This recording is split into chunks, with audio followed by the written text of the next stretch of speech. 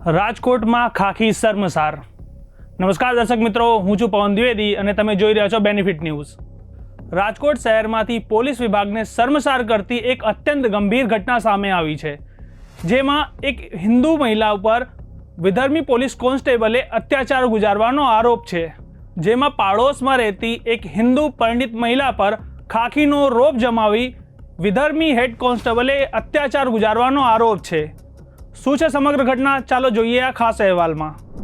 રાજકોટ પોલીસમાં head constable તરીકે ફરજ બજાવતા ઇમરાન રાઉમા નામના પોલીસકર્મી સામે સત્તાવાર ફરિયાદ નોંધાઈ છે।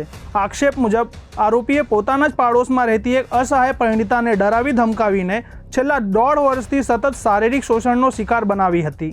પીડિતાના જણાવ્યા અનુસાર આરોપીએ તેની માસૂમ દીકરી સામે પણ અશોભનીય વર્તન કર્યું હતું।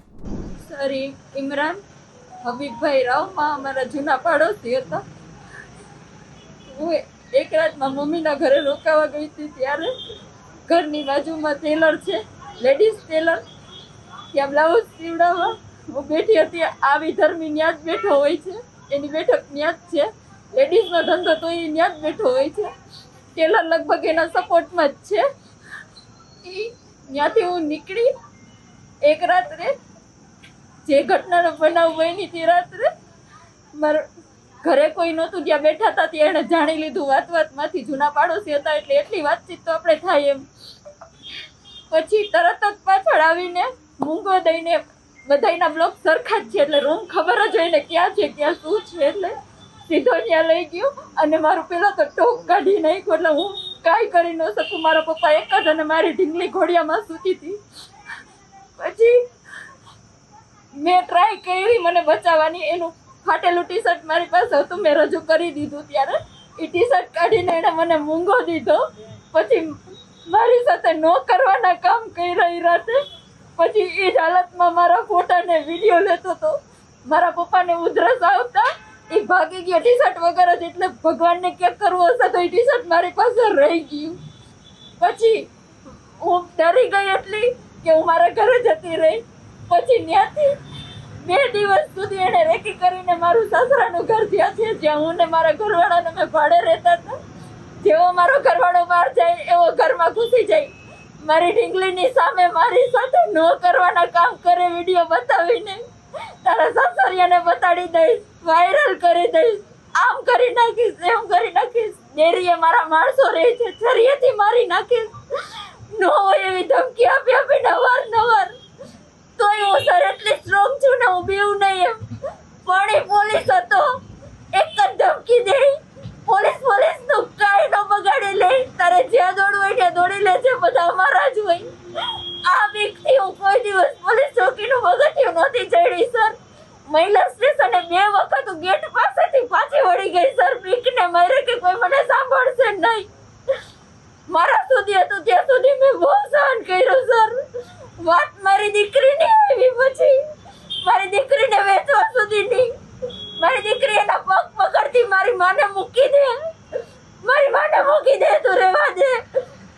મારા ઘરવાળાને મારી દીકરીએ વાત કરી જે તે ટાઈમ, પછી મારા ઘરવાળાએ મને કીધું, આ વિશ્વ હિન્દુ પરિષદ વાળાનો હેલ્પલાઇન નંબરમાંથી મને નંબર મળી આવ્યા।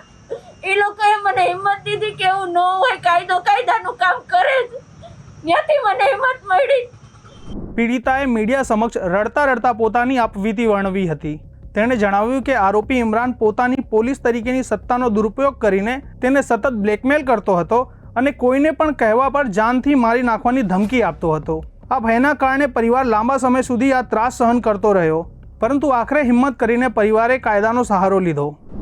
ગઈકાલે યુનિવર્સિટી પોલીસ સ્ટેશન વિસ્તારના કિડવાઈ નગરના હાઉસિંગ બોર્ડમાં રહેતી એક મહિલાએ પોલીસ સ્ટેશન આવી અને પોતાની ફરિયાદ જાહેર કરી, જેમાં રાજકોટ શહેરની ટ્રાફિક શાખામાં ફરજ બજાવતો હેડ કોન્સ્ટેબલ ઇમરાન હબીબભાઈ રાવમાએ તેના મહિલા ઉપર છેલ્લા 1.5 વર્ષમાં અવારનવાર તેના વિગત વિડીયો ઉતારી વાયરલ કરવાની ધમકી આપી, તેના સાથે તેની મરજી વિરુદ્ધ અવારનવાર શરીર સંબંધ બાંધેલ હતો, તેમજ તેની 5 વર્ષની પુત્રીને પણ શારીરિક અડપલા કરેલ હોવાની વિગત જાહેર કરેલ, જે બાબતે યુનિવર્સિટી પોલીસ સ્ટેશનમાં ગુનો નોંધી આગળની તપાસ તજવીજ ચાલુ કરવામાં આવેલ હતી.